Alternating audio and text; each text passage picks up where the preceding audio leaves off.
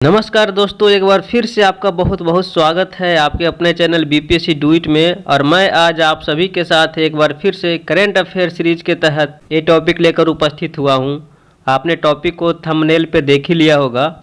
ये topic exam के point of view से बहुत ही महत्वपूर्ण है, खास करके बीपीएससी के लिए और स्टेट सिविल सर्विसेज के लिए। इसलिए आप लोग इस वीडियो को पूरा देखिए, शुरू से लेकर अंत तक। टॉपिक को शुरू करने से पहले अगर आपने अभी तक इस चैनल को सब्सक्राइब नहीं किया है तो प्लीज़ इसे सब्सक्राइब कर दीजिए और बेल आइकन को प्रेस कर दीजिए, ताकि हमारे आने वाले सभी वीडियो को देखिए और अपनी तैयारी को अंतिम अंजाम तक पहुँचाइए। तो चलिए शुरू करते हैं आज का करेंट अफेयर। मई 2022 में जितने भी एग्रीमेंट्स हुए हैं हम उन सभी को देखेंगे, और इसके बाद मई 2022 में जितने भी अपॉइंटमेंट्स हुए हैं, नियुक्तियां हुई हैं, उन सभी को हम लोग देखेंगे। सबसे पहले हम लोग देखते हैं मई 2022 के एग्रीमेंट्स के बारे में। पहला है कि भारत और मालदीव के बीच में समझौता हुआ है। ये समझौता 26 अप्रैल 2022 को भारत और मालदीव दोनों देशों के बीच अक्षय ऊर्जा के हस्तांतरण के उद्देश्य से एक ट्रांसमिशन इंटरकनेक्शन स्थापित करने पर सहमत हुए हैं दोनों देश। ठीक है, अक्षय ऊर्जा को ही नवीकरणीय ऊर्जा बोलते हैं, जिसके अंतर्गत सौर ऊर्जा, जल ऊर्जा, पवन ऊर्जा ये सब आते हैं। दूसरा है रेल मंत्रालय और आईआईटी मद्रास के मध्य समझौता हुआ है। ये समझौता भारत में निर्मित हाइपरलूप प्रणाली के विकास के लिए हुआ है, जिसमें रेल मंत्रालय और आईआईटी मद्रास दोनों एक दूसरे का कोऑर्डिनेट करेंगे। ठीक है। तीसरा है यूके और भारत के बीच में समझौता हुआ है। किस लिए हुआ है? तो हाल ही में भारतीय उद्योग परिसंघ और ब्रिटिश उद्योग परिसंघ दोनों ने यूके भारत व्यापार आयोग की स्थापना के लिए एक समझौता किया है। तीसरा देखते हैं कॉस्मोस मालाबारिकस परियोजना के लिए समझौता। कॉस्मोस ये तो नीदरलैंड का शब्द है, मालाबारिकस मालाबार से संबंधित है जो कि केरल में है, तो इससे भी यही समझ में आ जाता है कि यह केरल और नीदरलैंड के बीच में समझौता हुआ है। देखते हैं केरल और नीदरलैंड ने कॉस्मोस मालाबारिकस परियोजना के लिए एक समझौता पर हस्ताक्षर किया है। केरल के मुख्यमंत्री कौन है भी? पिनाराई विजयन। और भारत में डच राजदूत मार्टिन वैन डेन बर्ग की उपस्थिति में यह समझौता हुआ है। केरल के मुख्यमंत्री और नीदरलैंड के राजदूत जो भारत में हैं, उन दोनों ने इस पे समझौता किया है। नेक्स्ट है Indo German green hydrogen task force पर आशय की संयुक्त घोषणा पर हस्ताक्षर। इसमें क्या हुआ कि भारत के विद्युत मंत्री श्री आर.के. सिंह और जर्मनी के आर्थिक मामलों के जलवायु परिवर्तन मंत्री डॉक्टर रॉबर्ट हाइबैक, इन दोनों ने 2 मई 2022 को Indo German hydrogen task force पर एक सहमति व्यक्त की है। दोनों ने इन घोषणाओं पर संयुक्त रूप में हस्ताक्षर किया है। ठीक है। अगला है संयुक्त राष्ट्र विकास कार्यक्रम और कृषि मंत्रालय ने किए समझौते ज्ञापन पर हस्ताक्षर। ठीक है।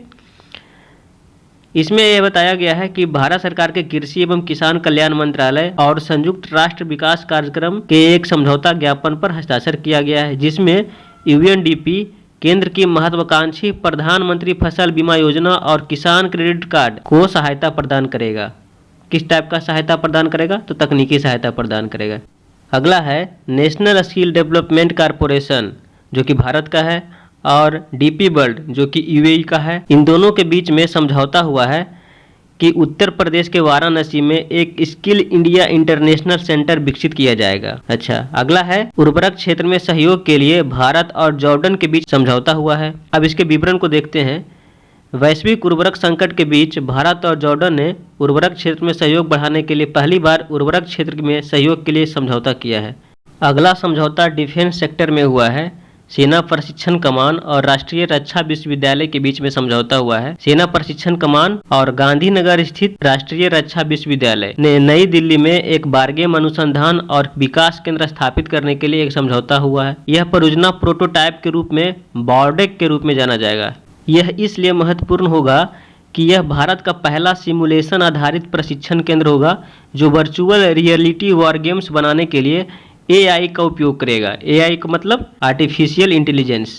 अब देखते हैं हमारा अगला टॉपिक अपॉइंटमेंट्स यानी कि नियुक्तियां।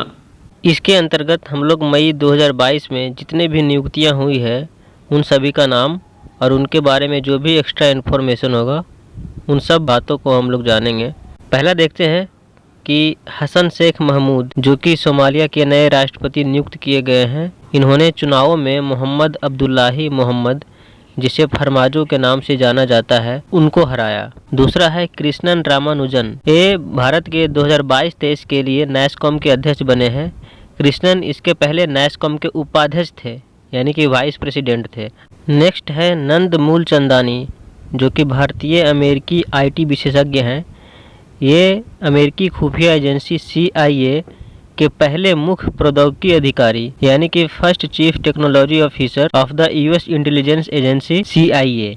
नेक्स्ट है एंथनी अल्बनीज, ये ऑस्ट्रेलिया के नए प्रधानमंत्री हैं। इनके बारे में एक्स्ट्रा जानकारी ये है कि यह प्रधानमंत्री बनने से पहले इतालवी ऑस्ट्रेलियाई हैं और ये लेबर पार्टी से हैं। नेक्स्ट है टेड्रोस एडनाम घेब्रेयेसस, जो कि इथियोपिया के हैं और ये WHO के दूसरे कार्यकाल के महानिदेशक चुने गए हैं। नेक्स्ट है तरुण कपूर, ये भारतीय प्रधानमंत्री नरेंद्र मोदी के नए सलाहकार बने हैं। इनका कार्यकाल 2 वर्षों का होगा। नेक्स्ट है विनय कुमार सक्सेना, जो कि दिल्ली के नए उपराज्यपाल बने हैं और ये 22वें दिल्ली के उपराज्यपाल बने हैं। इनके पहले दिल्ली के उपराज्यपाल थे अनिल बैजल। नेक्स्ट है हांगकांग के पूर्व सुरक्षा प्रमुख जॉन ली, हांगकांग के अगले मुख्य कार्यकारी राष्ट्र प्रमुख बन गए हैं। पहले ये सुरक्षा प्रमुख थे, अब ये मुख्य कार्यकारी राष्ट्र प्रमुख बन गए हैं। अगला है यूं सुक योल, ये दक्षिण कोरिया के नए राष्ट्रपति बने हैं, जो 13वें नंबर के हैं। नेक्स्ट है कैटलिन नोवाक, ये हंगरी की पहली महिला राष्ट्रपति है। ये बहुत ही इंपॉर्टेंट क्वेश्चन हो जाता है कोई भी देश में या अंतर्राष्ट्रीय जगत में, जो पहली महिला राष्ट्रपति या पहली कोई भी जो बनती है या बनता है, तो वो क्वेश्चन इंपॉर्टेंट हो जाता है एग्जाम के पर्सपेक्टिव से। नेक्स्ट है एलिजाबेथ बोर्न, ये फ्रांस की नई प्रधानमंत्री बनी है। वह इस पद को धारण करने वाली फ्रांस के इतिहास में दूसरी महिला बन गई है।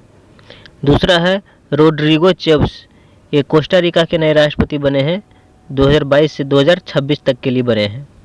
राजीव कुमार, जो कि भारत के नए मुख्य चुनाव आयुक्त नियुक्त किए गए हैं, ये 25वें नंबर के मुख्य चुनाव आयुक्त हैं। दीपिका पादुकोण, ये लग्जरी ब्रांड लुइस बुइटन की पहली भारतीय ब्रांड एम्बेसडर है। बहुत ही इंपॉर्टेंट है कि पहली भारतीय ब्रांड एम्बेसडर है। नेक्स्ट है विवेक कुमार, जो कि IFS अधिकारी हैं, भारतीय विदेश सेवा के अधिकारी हैं, जो कि प्रधानमंत्री नरेंद्र मोदी के निजी सचिव बनाए गए हैं। इन्होंने संजीव कुमार सिंगला का स्थान लिया है। नेक्स्ट है विजय शेखर शर्मा, जो कि पेटीएम के प्रबंध निदेशक और मुख्य कार्यकारी अधिकारी फिर से नियुक्त किए गए हैं। इनका कार्यकाल 18 दिसंबर 2027 तक रहेगा। नेक्स्ट है डॉक्टर मनिक साहा, ये त्रिपुरा के नए मुख्यमंत्री बने हैं। नेक्स्ट है रानिल विक्रमासिंघे, जो कि श्रीलंका के 26वें प्रधानमंत्री बने थे मई 2022 में, लेकिन अभी वर्तमान में श्रीलंका के प्रधानमंत्री हैं दिनेश गुणावर्धना। इन्हें एक बार फिर से देख लीजिएगा आप लोग। नेक्स्ट है सलील एस पारेख, जो कि इन्फोसिस कंपनी के मुख्य कार्यकारी अधिकारी और प्रबंध निदेशक के रूप में पुनः नियुक्त किए गए हैं।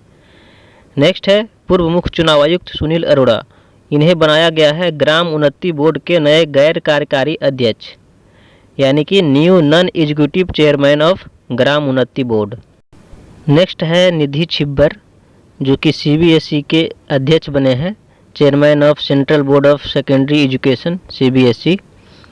नेक्स्ट है संगीता सिंह, जो कि CBDT के अध्यक्ष बने हैं। CBDT का मतलब होता है केंद्रीय प्रत्यक्ष कर board, central board of direct taxes. Next है राजीव रंजन और सीतिकांत पटनायक, जो कि RBI के कार्यकारी निदेशक बने हैं, एग्जीक्यूटिव डायरेक्टर।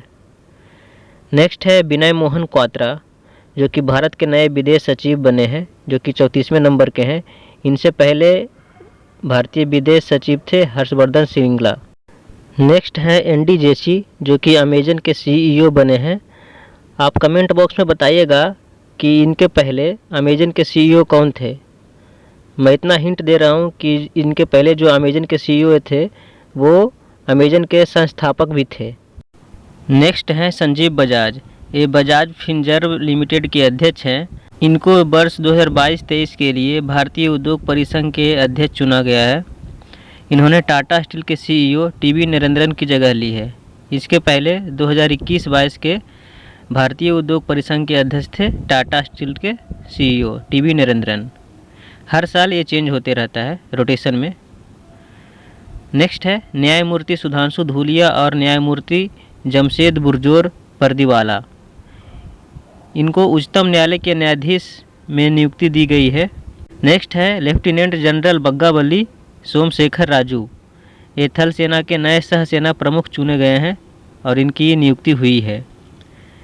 नेक्स्ट है केंद्रीय स्वास्थ्य सचिव राजेश भूषण, जिनको 75वीं विश्व स्वास्थ्य सभा में समिति बी का अध्यक्ष चुना गया है। समिति बी मुख्य रूप से विश्व स्वास्थ्य संगठन WHO के प्रशासनिक और वित्तीय मामलों पर चर्चा करती है। नेक्स्ट है कैरिन जीन पियरे। इनकी नियुक्ति व्हाइट हाउस की अगली प्रेस सचिव के रूप में हुई है। वह इस पद पर पहुंचने वाली पहली अश्वेत महिला और LGBTQ समुदाय की पहली सदस्य भी हैं। LGBTQ का मतलब होता है L for lesbian, G for gay, B for bisexual and T for transgender and Q for, ये क्वेश्चन आपके लिए है कि Q फॉर क्या होता है। आप इसका आंसर कमेंट बॉक्स में देंगे। मई 2022 में इस टॉपिक के लिए बस अब इतना ही है। आगे हम लोग मई 2022 के दूसरे टॉपिक में देखेंगे नेक्स्ट वीडियो में। तब तक के लिए हम लोग इस टॉपिक से रिलेटेड आज जो पढ़े हैं उससे कुछ MCQ सोल्व करते हैं। तो देखते हैं पहला MCQ। भारत के किस शहर में स्किल इंडिया इंटरनेशनल सेंटर विकसित किया जाएगा? और इसका सही आंसर है ऑप्शन बी वाराणसी। दूसरा है रेल मंत्रालय और IIT मद्रास के मध्य समझौता का आधार क्या है? और इसका सही आंसर है ऑप्शन सी हाइपरलूप प्रणाली। तीसरा है हाल ही में कैटलिन नोवाक को किस देश की पहली महिला राष्ट्रपति के रूप में शपथ ली है? और इसका आंसर है ऑप्शन ए हंगरी। अगला है निम्न में से वर्तमान में CBSE और CBDT की अध्यक्ष कौन है? और इसका सही आंसर है ऑप्शन सी निधि छिब्बर CBSE की और संगीता सिंह CBDT की। नेक्स्ट है विनय मोहन क्वात्रा भारत के नए विदेश सचिव बनने से पहले किस देश में भारतीय राजदूत थे? और इसका सही आंसर है ऑप्शन ए नेपाल। अंत में जाते जाते ये क्वेश्चन आपके लिए होमवर्क होने वाला है कि दिल्ली के नए उपराज्यपाल विनय कुमार सक्सेना ने किनकी जगह ली है?